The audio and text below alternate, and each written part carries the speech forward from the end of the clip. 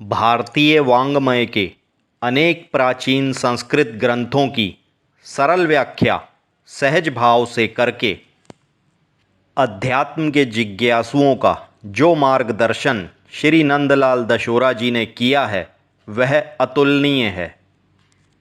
योग वाशिष्ठ, विवेक चूड़ामणि, ब्रह्मसूत्र, गुरु गीता तथा अष्टावक्र गीता आदि आध्यात्मिक ग्रंथों की जो सहज व्याख्या दशोरा जी ने की है वह अद्वितीय है।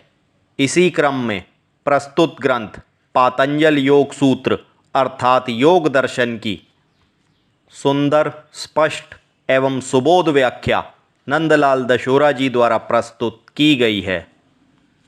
यह पातंजल योग सूत्र योग दर्शन का एक मूल ग्रंथ है। यह 6 दर्शनों में से एक शास्त्र है। इस ग्रंथ की रचना महर्षि पतंजलि ने की थी। योग सूत्र में चित्त को एकाग्र करके ईश्वर में लीन करने का विधान है।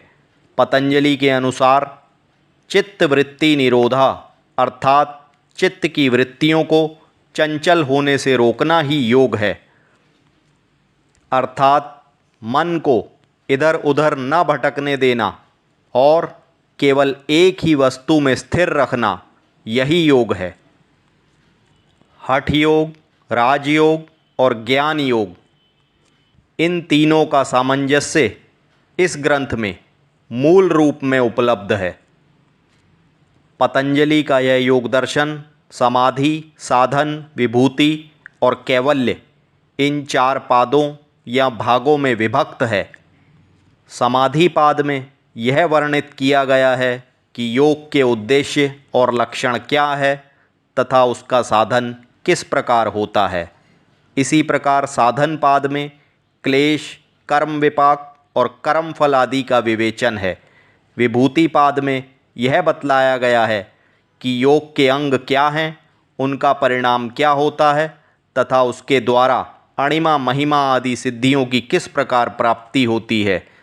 अंतिम कैवल्य पाद में कैवल्य अर्थात मोक्ष का विवेचन किया गया है। योग दर्शन का मत है कि मनुष्य को अविद्या, अस्मिता, राग, द्वेष और अभिनिवेश ये 5 प्रकार के क्लेश होते हैं और उसे अपने कर्म के फलों के अनुसार जन्म लेकर अपनी आयु व्यतीत करनी पड़ती है तथा भोगों को भोगना पड़ता है। पतंजलि ने इन सभी से बचने और मोक्ष प्राप्त करने का उपाय योग को बतलाया है। महर्षि पतंजलि कहते हैं कि योग के अंगों का साधन करते हुए मनुष्य सिद्ध हो जाता है और अंत में मोक्ष प्राप्त कर लेता है। ईश्वरीय सत्ता के संबंध में भी महर्षि पतंजलि का स्पष्ट मत है कि वह नित्य मुक्त, अद्वितीय और तीनों कालों से अतीत है तथा देवताओं और ऋषियों आदि को उसी से ज्ञान प्राप्त होता है। इस संपूर्ण पातंजल योग सूत्र में समाधि पाद में 51 सूत्र, साधना पाद में 55 सूत्र, विभूति पाद में 55 सूत्र और कैवल्य पाद में 34 संस्कृत सूत्र दिए गए हैं। कुल 195 संस्कृत श्लोकों का पदच्छेद, अनुवाद एवं व्याख्या अध्यात्म जगत के मीमांसा स्तंभ श्री नंदलाल दशोरा जी द्वारा की गई है। योग के अष्टांग योग अर्थात यम, नियम, आसन, प्राणायाम, प्रत्याहार, धारणा, ध्यान और समाधि, इन सभी का संपूर्ण विवेचन भी इस ग्रंथ में किया गया है।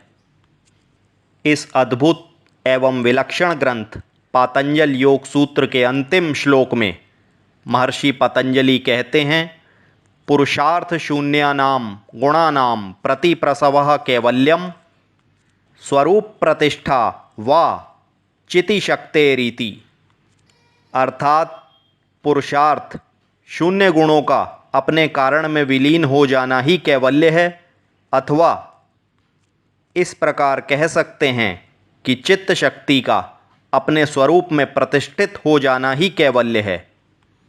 नंदलाल दशोरा जी मोक्ष अथवा कैवल्य के संबंध में कहते हैं कि साधक जिस विधि के माध्यम से अपने प्रकृतिजन्य विकारों को त्याग कर अपनी आत्मा के साथ संयुक्त होता है वही योग है। यह आत्मा ही उसका निज स्वरूप है।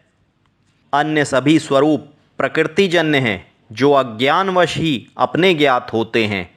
इन मुखौटों को उतारकर अपने वास्तविक स्वरूप को उपलब्ध हो जाना ही योग है।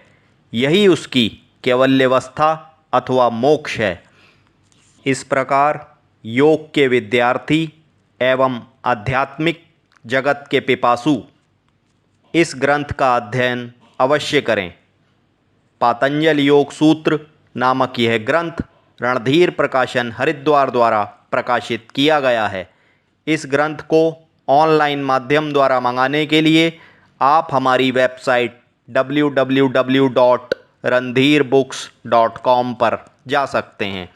किसी भी प्रकार की पूछताछ के लिए हमारा व्हाट्सएप नंबर है 9315667218। आध्यात्मिक, धार्मिक एवं तंत्र जगत की प्राचीन एवं प्रमाणिक पुस्तकों की जानकारी के लिए आप हमारा यूट्यूब चैनल अवश्य सब्सक्राइब करें। धन्यवाद।